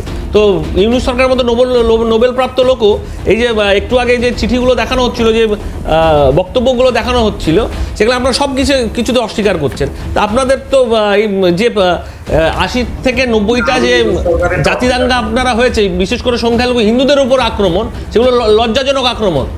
আপনারা কতজন বিরোধিতা করেছেন জানি না, আপনারা যদি মনেও বিরোধিতা করেন কিংবা উপরেও বিরোধিতা করেন, কিন্তু আপনারা সম্পূর্ণভাবে ব্যর্থ ও দেশের সংখ্যালঘুদের প্রোটেকশন দিতে। এটা গেল প্রথম কথা। দ্বিতীয় কথা হচ্ছে, আপনারা ভাষা আন্দোলন থেকে শুরু করে আপনার ভাষাও বাংলা, আমার ভাষাও বাংলা, এই ভাষার জন্য আজকে আমাদের যারা শহীদ হয়েছেন তার মধ্যে একজন হচ্ছে মুর্শিদাবাদের বাসিন্দা বর্তমানে, সে আমার এলাকার লোক। তো আপনারা এই ভাষা, এই এত পাকিস্তান প্রেম আপনাদের বাংলাদেশে, আপনার কিনা আমি জানি না, আপনাদের সাথে আপনার ব্যক্তিগত কোনো শত্রুতা নেই, কিন্তু আপনাদের বেশিরভাগ লোকেদের কিংবা এখন যে সরকারের যে যাদের মানে তারা আমাদের ভারতকে তারা শত্রু মনে করে, আপনাদের যারা বিভিন্ন বক্তারা টিভি চ্যানেলে বিভিন্ন সময় বসছেন এবং আপনাদের ওখান থেকে ভারত বিরোধিতা থেকে শুরু করে ভারতের এই মানে জঙ্গি কার্যকলাপে যেভাবে আপনাদের বাংলাদেশের লোক ধরা পড়ছে, সেইভাবে এই মানে আর্যদা যেটা বলছিল যে আমাদের ইন্টেলিজেন্স যথেষ্ট আপনাদেরকে করে দেওয়ার জন্য, আমাদের আর্যদার মধ্যে একটা যদি লোক থাকে সেই আপনাদের জন্য যথেষ্ট। আপনারা যদি আমাদের সাথে ভালোভাবে চলতে চান তাহলে সব সময় মানে আমরা মানে সবার ক্ষেত্রে একটা দরজা খুলে রাখি, এটা হচ্ছে আমাদের মানে কি বলতে পারেন, আপনাদের আমাদের কালচার বলতে পারেন, চান না মানে ওনাদের বর্তমান যে পদক্ষেপগুলো দেখতে পাচ্ছি তাতে ওনারা সেটা চান না। আপনাদের তো আমি একটু দীপঙ্করদার কাছে যাবো, আরেকটা বিরতির সময় হয়ে যাচ্ছে। দীপঙ্করদা, আমি জানি না, যখন শুরুতে যেটা দেখাচ্ছিলাম এটা তো ভাইরাল হয়েছে এই পদত্যাগ পত্রটা, এখানে একটা লাইন দেখতে পাচ্ছি যে লেখা আছে, এই মুহূর্তে দেশকে এগিয়ে নিয়ে যেতে অন্য নেতৃত্বের প্রয়োজন সাম্প্রতিক ঘটনাবলী প্রমাণ করছে। এখন বোঝা গেল সেটা। দেখুন, ইউনূস সাহেবের যে আপনারা আজকে সুইজারল্যান্ডে গেছেন, উনি সুইজারল্যান্ডে ওয়ার্ল্ড ইকোনমিক ফোরামে যে সম্মেলন, আমরা এই সম্মেলন আগে আমরা বলেছিলাম বিভিন্ন জায়গায় যে 20 তারিখে ডোনাল্ড ট্রাম্প আমেরিকার রাষ্ট্রপতি হিসাবে শপথ নেওয়ার পর ডোনাল্ড ট্রাম্পের সম্পর্কে যে মন্তব্যগুলো ইউনূস সাহেব আগে করে রেখেছেন, 2016 সালে ফ্রান্সের একটা ইকোনমিক আলোচনায় যখন হচ্ছিল তখন এই ডোনাল্ড ট্রাম্পকেই এই ইউনূস বলেছিলেন সূর্যগ্রহণ লাগলো আমেরিকায়, কিন্তু প্রমাণ হয়েছে যে ইউনূসের কথা ঠিক নয়, ডোনাল্ড ট্রাম্প আমেরিকাকে কোথায় নিয়ে যেতে পেরেছিলেন এবং তার জন্যই দ্বিতীয়বারের জন্য পুনরায় আবার নির্বাচিত হয়ে তিনি আমেরিকান জনগণের সেবা করার সুযোগ পেয়েছে। আমি আমেরিকার কথা বলছি না, কিন্তু ডোনাল্ড ট্রাম্প আসার পরে ইউনূসের কী হলো? দেখুন, ডিপ স্টেটের চক্রান্তের মাধ্যমে আজকে বাংলাদেশের এই ছাত্র আন্দোলনের এই সুফল দেখতে পাচ্ছেন। কেন চক্রান্ত করেছিল, কারা করেছিল, কী জন্য করেছিল, তার মূল মাথা হচ্ছে আইএসআইয়ের মূল লক্ষ্য কি? যে কথাটা একটাবার ভারতের স্বার্থ কোথায়, আমি ভারতীয় হিসেবে আমার স্বার্থ কোথায়? আমার বিদেশমন্ত্রী এস জয়শঙ্কর তিনি তার 10 সেকেন্ডের একটা বক্তব্যের মধ্যে প্রমাণ করে দিয়েছেন। যখন মিডিয়ারাও জিজ্ঞেস করেছিলেন জয়শঙ্করকে যে আপনার সাথে কী আলোচনা হলো জো বাইডেনের, যে বাইডেনের শপথ গ্রহণ অনুষ্ঠানে তিনি আমন্ত্রিত ছিলেন, জিজ্ঞেস করেছিলেন যে কী বললেন, তিনি বলেছেন যে obviously first point is the Bangladesh, অর্থাৎ 10 সেকেন্ডের মাধ্যমে বাংলাদেশের কথা উচ্চারণের মাধ্যমে প্রমাণ করে দিয়েছেন যে ইউনূসের থরকম্প বেঁধে গেছে। কারণ বাইডেন যখন জয়শঙ্করের সঙ্গে বাংলাদেশ থেকে আলোচনা করেছেন তখন বাংলাদেশের সন্ত্রাসবাদ যে থাকবে না সেটাকে প্রমাণ করে দেয়। দ্বিতীয় দিক থেকে দ্বিতীয় পয়েন্ট আইএসআইয়ের প্রধান আনিস মালিক, তিনি বাংলাদেশে গেছেন, বাংলাদেশে যাওয়ার সময় পাকিস্তানের থেকে যে প্লেনে তিনি এসেছেন, যেটা আর্যদা বলছিলেন, আমি একেবারে এটা সত্যি যে পাকিস্তানের পতাকা উড়িয়ে তাদের প্লেন ভারতের উপর থেকে যাওয়ার সাহস নেই, এমন জায়গায় দাঁড়িয়েছে। সেই আইএসের মূল লক্ষ্য কী? পশ্চিম ভারতের উপর বাংলা যখন কিছু করতে পারছে না, তখন উত্তর পূর্ব ভারতে বাংলাদেশকে ঘাঁটি করে যদি ভারতকে অশান্ত করা যায়, ভারতকে অশান্ত করার জন্য আইএসআই কাকে ব্যবহার করেছে? পরেশ বড়ুয়া। কে পরেশ বড়ুয়া? যে পরেশ বড়ুয়া ভারতের বিরুদ্ধে চক্রান্ত করে 10 ট্রাক অস্ত্র নিয়ে এসেছিল লুৎফর রহমান বাবরের মাধ্যমে, সেই বাবরকে তারা ছেড়ে দিয়েছে। বাবরের মাধ্যমে পরেশ বড়ুয়া বাংলাদেশের জেলে থাকলেও তো পরেশ বড়ুয়া একা ছিল না, তার সাথে তার যে উলফা সংগঠন, সেই উলফা সংগঠন অনেক ছোট বড় নেতা ছিল, তাদের সাথে আইএসআই বৈঠক করছে। দেখুন তৃতীয় একটা বিষয়, আইএসআইয়ের যে প্রধান এসেছে, সে এসে কিন্তু বাংলাদেশের সরকারি সফরে আসার যে নিয়ম, সেভাবে কিন্তু সরকারি আমলারা তাকে অভিবাদন জানায়নি। অর্থাৎ সম্পূর্ণ একটা চক্রান্ত করে তলে তলে করা। এবং চতুর্থ যে বিষয়টা, আইএসআইয়ের অফিসার এসে কোথায় তারা পর্যবেক্ষণ করেছেন, তারা পর্যবেক্ষণ করেছে কোথায়, রংপুরের থেকে আমাদের চিকেন নেকের দূরত্ব বেশি দূরে নয়। কোথায় করেছেন, নীলফামারী থেকে যদি দেখা হয় তাহলে চিকেন নেকের দূরত্ব বেশি দূরে নয়। অর্থাৎ তারা চিকেন নেককে পর্যবেক্ষণ করে, চিকেন নেককে ব্যতিব্যস্ত করে উত্তর পূর্ব ভারতকে অশান্ত করা যায় কিনা তার চক্রান্ত। সেলিম সাহেবের কাছে আমার একটা বিষয় জিজ্ঞাসা আছে, প্রশ্ন না, আপনার কাছে আমার একটা বিষয় জানার আছে। দেখুন বাংলাদেশে যে পরিস্থিতি এখন, বাংলাদেশে যে সমস্ত সনাতনীরা চাকরি করতেন কলেজ বিশ্ববিদ্যালয়ে, আমি বলছি আমার সাথে এখানে পড়াশোনা করতো বিশ্ববিদ্যালয়ে, তারা ওখানে গেছে, তাদেরকে চাকরি থেকে রিজাইন নিতে হয়েছে। চট্টগ্রাম বিশ্ববিদ্যালয়ে আমাদের থেকে সিনিয়র পড়াশোনা করতো, তাদেরকে রিজাইন নিতে হয়েছে। আমার আপনার কাছে একটা জিজ্ঞাসা, যে আপনারা তাদেরকে জোর করে যখন চাকরি থেকে বিতাড়িত করেছেন, আপনারা কি রাস্তায় নেমে প্রতিবাদ করেছেন? দ্বিতীয় আর একটা কথা, যে এখন বলা হচ্ছে হয় হিন্দুদের দাওয়াত দাও ইসলামে, যেটা আমাদের ববি হাকিম দেন, ইসলামের দাওয়াত দিচ্ছেন, না হলে তাদেরকে পিছনে লাথি মেরে ভারতে তাড়াও। এই যে তাদের উপর হচ্ছে, তার বিরুদ্ধে আপনারা কি রাস্তায় নেমেছেন? হতে পারেন আপনার সংগঠন এবং ওই সংগঠন আলাদা, কিন্তু আপনারা এই বিরুদ্ধে কি করেছেন? ডক্টর দীপঙ্কর বাবু, বলুন সেলিম সাহেব, বলুন। এই মানে অঞ্চলটা নিয়ে, সাউথ এশিয়ান এই ব্লকটা নিয়ে ইন্টারন্যাশনাল একটা ষড়যন্ত্র হচ্ছে, সেটা আমরা সবাই স্বীকার করছি এবং মনে করছি। আমার কথা হচ্ছে, আপনি যখন প্রশ্ন করলেন আপনারা কি করছেন, দেখেন আমি আপনাকে একটা মানে দেখাই। এটা হয়তো দেখতে পাচ্ছেন, এই হ্যান্ডবিলটা আমরা প্রচার করেছিলাম যে সকল ধর্মের মর্মকথা, সবার ঊর্ধ্বে মানবতা। এই হ্যান্ডবিল যখন প্রচার করছিলাম, এখানে আমার সমস্ত সংগঠনের সমস্ত এই হিন্দু ধর্মীয় ভারতের যত বাংলাদেশে যারা হিন্দু সম্প্রদায় এবং অন্যান্য খ্রিস্টান সম্প্রদায়, দেখেন আমরা কিন্তু সেটা করেছিলাম। আচ্ছা, করার পর সেখানে আমার উপরে কি হামলা হয়েছে সেগুলি এবার আমি আপনাকে দেখাই। এই হচ্ছে আমার বাড়ি হামলা রিপোর্ট, আমাদের সদস্যদেরকে হত্যার রিপোর্ট। এখন কথা হচ্ছে আমাদের লোকদেরকে হত্যার, আমি আপনাকে ছবিগুলো দেখালে আপনি বুঝতে পারবেন যে কিভাবে মানুষকে হত্যা করা হয়েছে। এগুলো আমার সদস্য। এখন ব্যাপারটা হচ্ছে, এই যে একটা পোর্টালের কথা, কারা মারলো আপনার সদস্যদের, কারা মারলো? না, হিজবুত তাওহীদ আন্দোলন যে কাজটা করছে, না সেলিম সাহেব, কারা মারলো? আপনার যারা সংগঠনের সদস্য, তাদেরকে কারা মারলো?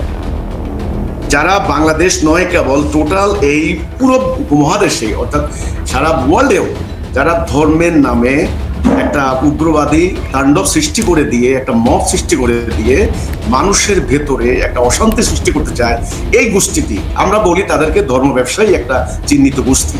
এখন কথা হচ্ছে, ধর্মকে নিয়ে অপরাজনীতি, ধর্মকে নিয়ে ব্যবহার করে, ধর্মকে নিয়ে অপরাজনীতি, এটা আমরা বাংলাদেশে এখানে কিন্তু বিভিন্ন ব্যক্তিদের নাম আছে, কিন্তু বাংলাদেশে যারা পলিটিক্স নিয়ে, যেমন ধরেন একটা উদাহরণ দিচ্ছি আমি, আমাদের বিরুদ্ধে আপনাকে আমি ইন্টারজেক্ট করছি মিস্টার সেলিম। জি বলুন। আমি যে পোর্টালটার কথা বলেছি, আপনাদের হিজবুত তাহরির কথা, আমি আপনাকে আপনি ফোনেটিক্স বোঝেন নিশ্চয়ই, বানানটা বলে আমি নিশ্চয়ই বলছি, আমাকে একটু বলতে দিন, আপনাকেও শুনছি আমরা। জি বলুন। Hotel, H as in hotel, I as in India, Z as in Zulu, B as in Bravo, hyphen, U as in uniform, T as in tango, hyphen, G as in tango, A as in alpha, W as in whiskey, H as in hotel, I as in India, D as in Delta, bracket A, HT, Hizbut Tawhid. এখানে এতগুলো দেশের নাম দেওয়া থাকতো না। কারা দিয়েছে? Listed terrorist organisation. আপনার অ্যাক্টিভিটি কি সেটা আলাদা কথা, আপনি কি করেন, কি বলতেন, কিন্তু জানবেন এটা লিস্টেড টেররিস্ট অর্গানাইজেশন। এদের প্যারেন্ট অর্গানাইজেশন তাহরির 53 সালে জেরুজালেম। আমাকে শুনুন, আমাকে বলতে দিন। আমি বলতে দিন। আর তো আপনাদের যখন 8 তারিখে বাংলাদেশের সংবিধানটা ভেঙে চুরে ওই মনে রাখবেন ওই যে ওই মাথা ভাঙার ছবিটা, এইটা কিন্তু বিশ্বে দিন বিস্তৃত হবে না। সারা বিশ্বের, সারা বাংলাদেশের সম্পন্ন মানুষ, আপনারা সবাই দেখেছেন যে জীবিকার রিক্সাওয়ালা থেকে আরম্ভ করে অতি দরিদ্র মানুষ। আর্যদা একটু অডিওটা বোধহয় ডিস্টার্ব হচ্ছে। আর্যদার অডিওটা আমি একটু বলবো পিসিআর কে যদি দেখা যায়, একবার ফোন কেটে যদি একবার একটু বলা যায়, ততক্ষণ আমি একটু তাপসদার কাছে যাবো। তাপসদা, আপনি বোধহয় কিছু একটা বলতে চাইছেন। আমি আসবো সেলিম সাহেব, আমি আসবো, আপনার উত্তর নেবো। তার আগে তাপসদা কিছু একটা বলতে চাইছিলেন। তাপসদা, আপনার বক্তব্য।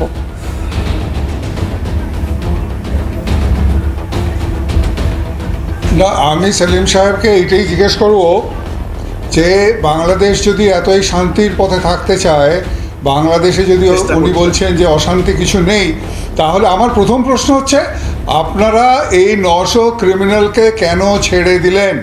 পরেশ বড়ুয়ার যার ডেথ সেন্টেন্স ছিল তাকে কেন আপনারা ঢাকায় এসে উলফার সঙ্গে তার যোগাযোগের সুযোগটা কেন করে দিলেন? এই উত্তরটা আগে দিন। সেটার উত্তর সংশ্লিষ্ট যারা আছে তারা ঠিক মতোই দিবেন। আমার কিন্তু আমার পক্ষ থেকে আমি যেটা বলার চেষ্টা করছি, আমার স্পষ্ট কথা, আমি আপনাদেরকে যেটা বলতে চাই যে এই উপমহাদেশে মানে আমাদের বিশেষ করে তার মানে এইটাই কথা হচ্ছে যে জঙ্গিদের ছেড়ে দেওয়া হবে, ক্রিমিনালদের ছেড়ে দেওয়া হবে, আর আপনি বলবেন শান্তি। সেটা তো একসঙ্গে হয় না, এই দুটো তো একসঙ্গে চলে না। আমরা সমস্ত উগ্রবাদের বিরুদ্ধে আপনারা এখন যে ছবিটা দেখাচ্ছেন, এই ধরনের বহু ঘটনা তো এর আগেও হচ্ছে, কিন্তু আমার কথা হচ্ছে এটা সমাধানটা কি? এইভাবে যদি আমরা পারস্পরিক শুধু টকশো করে যাব, কথা বলে যাব, পারস্পরিক দোষারোপ করে যাব, আইএস এখানে এসে ঘাঁটি গাড়বে, আবার উলফারা এখানে আসবে, আবার আপনারা আবার উলফাদেরকে তাড়িয়ে দেবেন, কিন্তু সমাধানটা হচ্ছে না। দিনকে দিন কিন্তু মুসলমানদের আপনি সমাধানের কোনো পথ ভেবেছেন, খুঁজে পেয়েছেন সেলিম সাহেব? আইএসআই কে তো বাংলাদেশকে উদ্ধারের কোনো সমাধান কি পেয়েছেন? কোনো সমাধান পথ কি পেয়েছেন? বাংলাদেশকে উদ্ধারের কোনো পথ নিয়ে কথা বলছি, আমি সেটা নিয়ে কথা বলতে চাচ্ছি। দয়া করে আমাকে একটু কথা বলতে দিন প্লিজ, আমি একটু কথা বলি। আমার কথা হচ্ছে এখন একটা কাউন্টার আইডিওলজি লাগবে, একটা পাল্টা আইডিওলজি লাগবে। সেলিম সাহেবের অডিওটা একটু বাড়ানো যায়? শোনা যাচ্ছে না, একটু যদি অডিওটা বাড়ানো যায়। সেলিম সাহেবের ভুল আইডিওলজি স্প্রেড করছে, তারা একটা ভুল মতাদর্শ স্প্রেড করছে। তাদেরকে মোকাবেলা শুধু শক্তি প্রয়োগ করে হবে না। শুধু ওই যে আপনার আর্যদাস মানে তিগোনা উনি যেটা বলেছেন, কোথায় কোন হোটেলে থাকেন আপনারা, আমাদের গ্রিপসের ভিতরে আসেন, ইত্যাদি ইত্যাদি, আসলে এগুলি তো হচ্ছে শক্তি প্রয়োগ। সব কিন্তু শক্তি প্রয়োগের কথাই বলছেন। শক্তি প্রয়োগ করে সন্ত্রাসবাদ নির্মূল করা যাবে না। আমার কথা হচ্ছে এটা সন্ত্রাসবাদ নির্মূলের ক্ষেত্রে আমি আপনাদের সাথে একমত, আমরা সবাই কিন্তু একমত। কিন্তু আমার কথা হচ্ছে এটার একটা পাল্টা আদর্শ লাগবে, যাকে বলা হয় কাউন্টার ন্যারেটিভ লাগবে। তারা একটা ভুল ন্যারেটিভ তারা প্রচার করছে, তারা ভুল ব্যাখ্যা দিচ্ছে। এই যেমন ধরেন এখানে বাংলাদেশে অ্যান্টি ইন্ডিয়ান পলিটিক্স কিন্তু এখন সাংঘাতিক আকার ধারণ করছে। মানে এটা একেবারে সাংঘাতিক, কি আর বলবো। ভারত যে এত, ভারত আমাদের বন্ধু হতে পারে, ভারত আমাদের ফ্রেন্ড হতে পারে, ভাই হতে পারে, ইত্যাদি কথা বলাও এখানে কি বিপজ্জনক মনে হচ্ছে আমার কাছে। কিন্তু আমরা তো বলছি। এখন আমার কথা হচ্ছে তাদের এই ভুল আইডিওলজির মোকাবেলায় না সেলিম সাহেব, এটা তো শুধু এমনি হয়ে গেল না। ভারত বিরোধিতার যে তীব্র শ্লেষটা এই মুহূর্তে ভারতের বিরুদ্ধে বাংলাদেশের একাংশের মানুষের মধ্যে এটা যে দেখা যাচ্ছে, এটা তো এমনি হয়ে গেল না, হঠাৎ করে হয়ে গেল না। আপনাদের দেশের অভ্যন্তরীণ সমস্যা, শেখ হাসিনাকে নিয়ে সেই সমস্যা ছিল, শেখ হাসিনাকে আপনারা তাড়াতে পেরেছেন, তারপরে আপনাদেরটা আপনারা বুঝে নেবেন, এই তো বিষয়। এখানে ভারত বিদ্বেষ, সংখ্যালঘু নিপীড়ন, এই বিষয়গুলো আসছে কেন? একটা দেশের অভ্যন্তরীণ বিষয়ে আরেকটা দেশকে টেনে আনা হচ্ছে কেন? দেখুন, আমার কথা হচ্ছে শুনুন, সারা পৃথিবীতে এখন যে পলিটিক্সটা যারা নোংরা রাজনীতি করছে, আমি সাম্রাজ্যবাদী আগ্রাসী শক্তিকে মেনশন করছি, যেটাকে আমরা বলছি ওয়েস্টার্ন সিভিলাইজেশন। তারা কিন্তু আমাদের এই ভারতবর্ষে এসেছে, এখানে কিন্তু হিন্দু মুসলমানের এত দাঙ্গা ছিল না। তো তারা যখন এসেছে, তারা এখন দুনিয়াতে একটা অস্ত্র বাণিজ্য করতে চায়। তাদের ইকোনমি ওয়ার ইকোনমি, তারা কিন্তু অস্ত্র উৎপাদন করবে, যুদ্ধ মানে ওয়ার ফিল্ড তারা তৈরি করতে চায়। আমার কথা হচ্ছে এটা, এখন আমরা সেটা হতে দিতে পারি না। আমার কথা হচ্ছে এদের বিরুদ্ধে আমাদের একটা কাউন্টার ন্যারেটিভ লাগবে, একটা পাল্টা আইডিওলজি লাগবে, পাল্টা বক্তব্য লাগবে, যেন তাদের ওই যে ভুল ব্যাখ্যা, ভুল আদর্শের মোকাবেলায় সেটা অকার্যকর প্রমাণিত হয়। এবং এটা লাগবে শুধু শক্তি প্রয়োগ করে, শুধু আইন দিয়ে, শুধু আইন শৃঙ্খলা বাহিনী দিয়ে, শুধু গোয়েন্দা তৎপরতা দিয়ে এই উগ্রবাদ, এই সাম্প্রদায়িকতা নির্মূল করা যাবে না। এখন উগ্র জাতীয়তাবাদ তো জার্মানিতে দ্বিতীয় বিশ্বযুদ্ধের কারণ হয়েছে উগ্র জাতীয়তাবাদ। তাই উগ্র জাতীয়তাবাদ তো আমেরিকাতেও এখন তারা প্রমোট করছে, হোয়াইট সুপ্রিমিস্ট, যেটা এখন ডোনাল্ড ট্রাম্প ক্ষমতা এসেছেন সেখানেও তো একটা হোয়াইট সুপ্রিমিস্ট একটা জাতীয়তাবাদী আন্দোলন হচ্ছে। তো কাজে এখন উগ্র জাতীয়তাবাদ ধর্ম নিয়েও হতে পারে, বর্ণনীয় হতে পারে, সংগঠন ভোটে আঞ্চলিকতা দাঁড়াবে? নিয়েও হতে পারে। সেটাকে নিয়ে আমরা আমার সংগঠন ভোটে দাঁড়াবে সেলিম সাহেব? আপনি ভোটে দাঁড়াবেন? আপনার সংগঠন ভোটে দাঁড়াবে? প্রতিদ্বন্দ্বিতা করবেন আপনারা? আমরা বর্তমান এই রাজনৈতিক, বিশেষ করে নির্বাচনের যে প্রক্রিয়া, যে দুর্নীতিগ্রস্ত নির্বাচন প্রক্রিয়া, যেখানে ম্যানিপুলেট করা হয়, যেখানে নির্বাচনের মধ্যে সঠিক তথ্য উঠে আসে না, মানে অপপ্রচার চালানো হয়, শান্তিপূর্ণ ভোট হবে, তদারকি সরকারের অধীনে হবে, তাহলে আপনি কিভাবে বলছেন? এই যে তদারকি সরকারের অধীনে শান্তিপূর্ণভাবে ভোট হবে বলেই তো খালেদা হাসিনাকে তাড়ালেন, তাহলে এখন কেন বলছেন যে ভোটটা হবে সেটা ম্যানিপুলেট হবে? ম্যানিপুলেটটা এখন হবে কেন বলছেন? আমি কিন্তু পলিটিক্স যেহেতু করছি না, কাজে আমি নির্বাচনে যাব না। আমি আর্যদা আসবো আপনার কাছে, তার আগে একটু সেলিম সাহেব এক মিনিট, আমি একটু শাহিনের কাছে আসবো। শাহিন, এই যে এটা কিন্তু মানে নির্বাচনের সময় নিরপেক্ষ সরকারের প্রয়োজন হবে, মানে নির্বাচনটা করাতে গেলেও যে সিস্টেমটার প্রয়োজন সেটাও খুব স্বচ্ছ হতে হবে, যেটা বাংলাদেশে এখন আছে কিনা এইটা নিয়ে কিন্তু আমাদের মানে আমরা প্রশ্ন তুলতেই পারি। কারণ একটা সামান্য ঘটনায় চিন্ময় কৃষ্ণপ্রভুর গ্রেপ্তারি, তারপরে একটা আইনজীবী পাওয়া যায় না। দেখো, এটা খুব লজ্জাজনক বিষয়। আমি আসবো সেলিম সাহেব, প্লিজ একটু কোঅপারেট করুন, একটু বাকিরা বলুক প্লিজ। সেলিম সাহেব কিছু কথা বললেন, আমার খুব ভালো লাগলো। হ্যাঁ, আশা করি মাঝখানে কথা বলবেন না। তো মানে আপনাকে বারবার বলছি, আমি আপনাদের বিরুদ্ধে নই। তো ব্যাপারটা হচ্ছে, আপনার কথাগুলো ভালো লাগলো, সেই মোতাবেক যদি বাংলাদেশ চলে খুবই ভালো হবে। আপনি যে কথাগুলো বললেন আমি আপনার সঙ্গে 100% সহমত।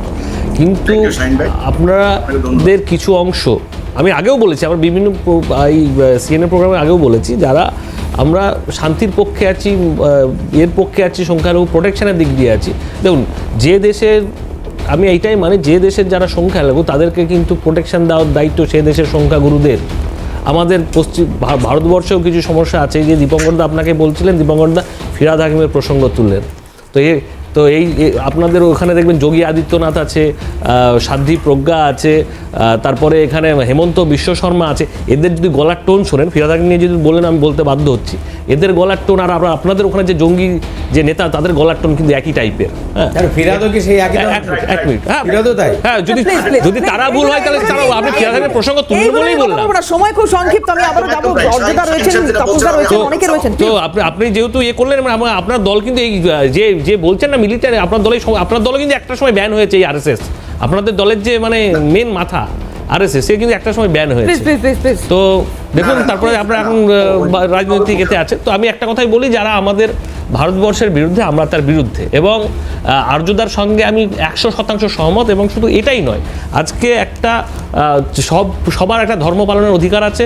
আমি সেলিম সাহেবের কাছে আবেদন রাখবো, আপনারা আপনাদের তরফ থেকে একজন আইনজীবী ওই আমাদের চিন্ময় কৃষ্ণনন্দের জন্য আপনারা রাখুন। যদি তিনি ভুল করে থাকেন তাহলে কোর্ট বিচার করবে, তার এগেনস্টে প্রমাণ হোক। কিন্তু আমি আপনাদের কাছে আবেদন রাখবো যে একজন মানে সংখ্যালঘু, তার যেন কোনো মানে সম্মানহানি না হয়, মানহানি না হয়, এবং আর্থিক যেন কোনোভাবে কোনো হানি না হয়। সেই জন্য আপনাদের সংগঠনের তরফ থেকে এবং বাংলাদেশে যারা আছেন তারা প্রত্যেকের পাশে আপনারা দাঁড়ান, এবং যে এই সংখ্যালঘুদের পাশে দাঁড়িয়ে তাদেরকে আইনি সহায়তা আপনি করুন। আপনার কাছে এটা আমার আবেদন থাকবে। ইসলামিক রাষ্ট্রের দিকে বাংলাদেশ যে এগোচ্ছে এক ধাপ করে, বিভিন্ন সময়ে সেগুলো আপনাদের সামনে বিভিন্ন তথ্য তুলে ধরেছি। আর এবার যে খবর আমাদের কাছে আসছে যে বাংলাদেশে বহু বিবাহ করতে গেলে আর কর দিতে হবে না। আগে যে নিয়ম ছিল সেই নিয়ম এবার বদলাচ্ছে, কর ব্যবস্থা তুলে দিয়েছেন হাজী মোহাম্মদ নজরুল ইসলাম। আর এই পদ্ধতির তীব্র সমালোচনা করেছেন তাসলিমা নাসরিন।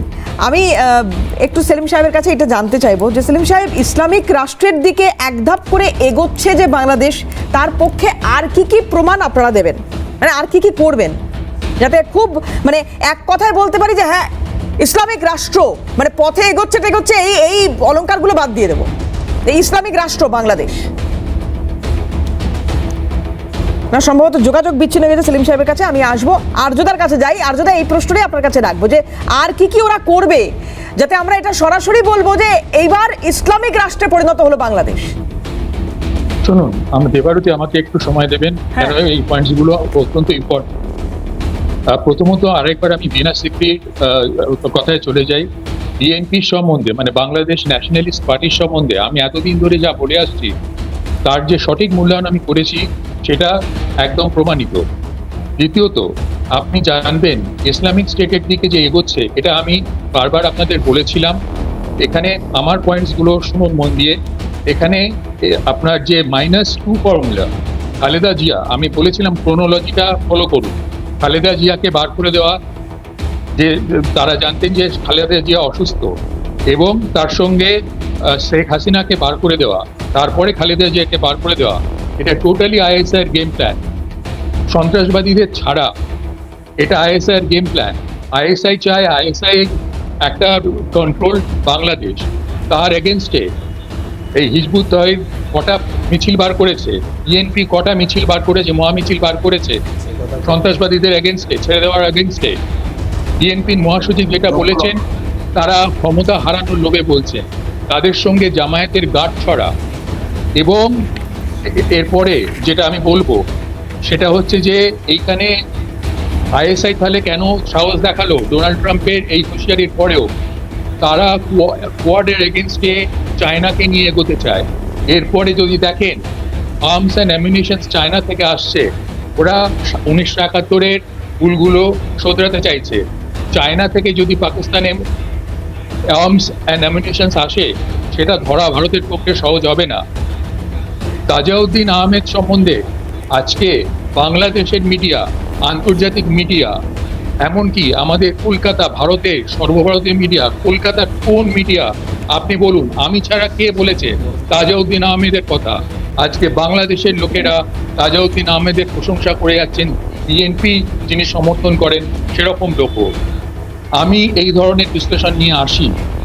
আমি প্রথম সিএনএন নিউজে এই তাজাউদ্দিন আহমেদ তাকে নিয়ে বলি, এবং এর সঙ্গে হাল্লাবুল প্যানেলে, আপনার মনে থাকবে দেবাশিস বাবুর বোধহয় প্যানেল ছিল, তাতে আমি বলেছিলাম যে আপনার এই এর ব্যাপারে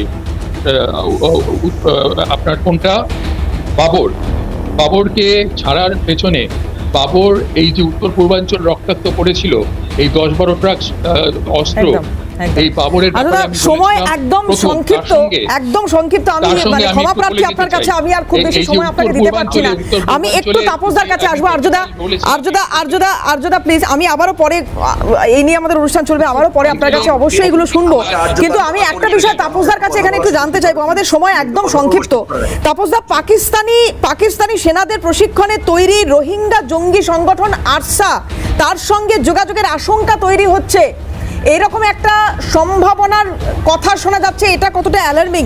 একটু মানে আপনার মূল্যায়ন কি এটা সম্পর্কে যদি একটু জানান খুব সংক্ষেপে।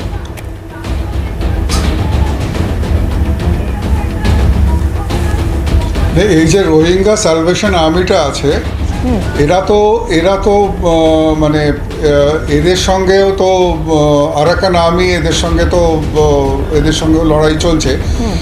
আর এদের যে এরা ভেরি নেগলিজিবল, এরা নাম্বারসে খুব নেগলিজিবল। সুতরাং এদের নিয়ে খুব একটা বেশি চিন্তা করার কিছু নেই।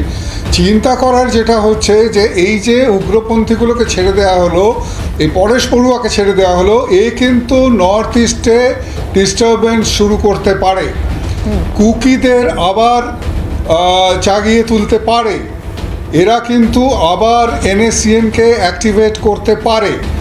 সুতরাং এই নর্থ ইস্ট নিয়ে এই যে উগ্রপন্থী বা মিলিটেন্টস, যারা মিলিটেন্টস তো না, এরা উগ্রপন্থী, এরা যারা ভারতবর্ষে ঢুকছে বিভিন্ন জায়গা দিয়ে, চিন্তা কিন্তু আমাদের নর্থ ইস্টকে নিয়ে বেশি।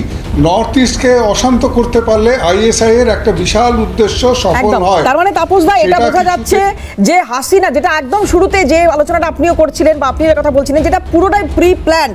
আমি সেলিম সাহেবের কাছে আসবো। সেলিম সাহেব, তাহলে প্ল্যান এটাই ছিল যে ভারতকে অশান্ত করা, ওই শেখ হাসিনাকে উৎখাত করা, নতুন স্বাধীনতা ইত্যাদি ইত্যাদি, পুরোটাই ফেক। এখন আমার কথা হচ্ছে সর্বপ্রথম আমি যেটা বলতে চাই, মিস্টার আর্য যেটা তিনি নিরাপত্তা যেটা বলেছেন, প্রথম কথা আর্য ঘোষ দেখুন, প্রথম কথা হচ্ছে আপনি যে বললেন যে আপনাদের গোয়েন্দা নজরদারিতে একটা গ্রিপসের মধ্যে আমরা আছি, তাহলে আমাদের কথাবার্তার মধ্যে বোঝা গেল যে শেখ হাসিনার গভর্নমেন্ট থাকুক বা ভারতের অনুকূলে কাজ করছেন বা সুবিধা হচ্ছে, ওকে, সেটা অন্য কথা। কিন্তু তাহলে হিজবুত তাওহীদের মতো একটা আন্দোলনের নাম আপনাদের পোর্টালে কিভাবে কার রিপোর্টের ভিত্তিতে আমাদের ঢুকলো? পোর্টালে না, আমাদের পোর্টাল নেই, ওটা উইকিপিডিয়াতে সাউথ আছে, এশিয়ান পুরো নেই, মানে পোর্টালটার নাম ইন্টারন্যাশনাল ওয়াইড আছে। আপনাকে বলে দিই, এটা আমি ভারত সরকার গুগলে সার্চ করুন, আপনি গুগল সেখানে যান, এটা আন্তর্জাতিক পোর্টাল। ওটা এবং আপনারা 9 তারিখে যে ভাষণটা দেওয়া হয়েছিল, ভারত যদি ভারতের অনুকূলে রকে দিয়ে যদি শেখ হাসিনাকে ক্ষমতা রাখানোর জন্য চেষ্টা করা হতো, তাহলে তো অবিসম্ভাবী রূপে সেলিম সাহেব, আপনাকে আর্যবাবু একটা কথাই বলেছে, যদি আমাদের দিকে চোখ তুলে দেখা হয় ব্যবস্থা নেওয়া হবে, আর আপনারা নজরদারিতে আছেন, এর বেশি কিছু নয়। 2 নাম্বার কথা হচ্ছে আপনাদের উপর নির্ভর করছে আপনারা ব্যবহারটা কেমন করবেন। একটু শুনে নিন, আইএসআই অথবা উলফা, আচ্ছা প্লিজ একটু সেলিম সাহেবের বক্তব্য একটু শুনে নিন প্লিজ, 30 সেকেন্ড। হ্যাঁ, স্বাধীন সার্বভৌম রাষ্ট্র, এই বাংলাদেশকে রক্ষা করা আমাদের একটা নৈতিক দায়িত্ব, একটা আমাদের উপর দেশ বাংলাদেশকে রক্ষা করুন, বাংলাদেশকে রক্ষা করুন, ভারতকে ডিস্টার্ব করে কেন? ভারতকে ডিস্টার্ব করে নয়, ভারতের দিকে আঙুল তুলে নয়, শেখ হাসিনার ভারতের দিকে যদি আঙুল তোলায় হাত ভেঙে দেওয়া হয়। আছে এটা থাকবে, অবশ্যই না, যদি আমরা দেখব, এটা সবসময়। আমরা দেখব, যদি কিন্তু তার আমাদের মানে এই উপরে নয় কেউ যে যদি ভারতকে খবরদারি রক্তাক্ত করতে করে চায়, আপনারা আমরা ন্যায়সঙ্গতভাবে ভারতকে সেটার রক্তাক্ত বিরুদ্ধে করবেন, সেটা আমি শেখ আমার হাসিনা আন্দোলন কিন্তু আমার সংগঠনের পক্ষ থেকে আমি শেখ বলছি, হাসিনার সঙ্গে যারা অন্যদের তফাৎ, প্রমুখার রাজনৈতিক এটা বাংলাদেশ যদি মনে করে আইএসআই এর সঙ্গে হাত মিলিয়ে ভারতে আক্রমণ করা সম্ভব নয়, আমাদের যথেষ্ট, আমাদের যে ইন্টেলিজেন্সি আছে যথেষ্ট। আমি কিন্তু অন্ধ, না না, আমি অন্ধ জাতীয়তাবাদী বিশ্বাসী নই, আমি অন্ধ জাতীয়তাবাদী বিশ্বাসী নই, আমি আবার বলবো অনুষ্ঠানের একদম শেষে প্রত্যেককে ধন্যবাদ তো দেবো। এবং সেলিম সাহেব, আমি আবার বলবো যে আপনার উচিত, বাংলাদেশের দায়িত্ব মানে ভবিষ্যতে আপনার নেওয়া উচিত, নোবেলটা সেদিন আপনার পাওয়া উচিত ছিল, মোহাম্মদ ইউনূসের নয়। আপনার মতো এইরকম একজন সোজা সিদ্ধারার লোকের খুব অভাব বাংলাদেশে, একদম সত্যি কথাই তাই। যে সেলিম সাহেব আপনারা ভোটে লড়ুন, সমর্থন করতে পারছে না, ভোটে লড়ুন, সমর্থন করতে পারছে না, বাংলাদেশকে এগিয়ে নিয়ে যান। কথা বইটা নিয়ে কাজ করেছি তখন ঠিক ঠিক ঠিক, একদমই তাই, বাংলাদেশকে এগিয়ে নিয়ে যান, আপনার দ্বারাই সম্ভব, আপনার দ্বারাই সম্ভব, আপনি এগিয়ে নিয়ে যান বাংলাদেশকে। ইউনূসকে দিয়ে কিছু হবে না, এবং আর যারা রয়েছেন তার সভা পরিষদ তাদেরকে দিয়ে হবে না, আপনি এগিয়ে নিয়ে যান, আপনি পারবেন। আজকে শেষ করতে হবে, সময় একদম শেষ। ধন্যবাদ সময় দেওয়ার জন্য আমাদের, আপনারা যারা ক্যামেরার উপরে ছিলেন আপনাদেরও ধন্যবাদ। শেষ করছি, অন্যান্য সব খবরের জন্য চোখ থাকুন।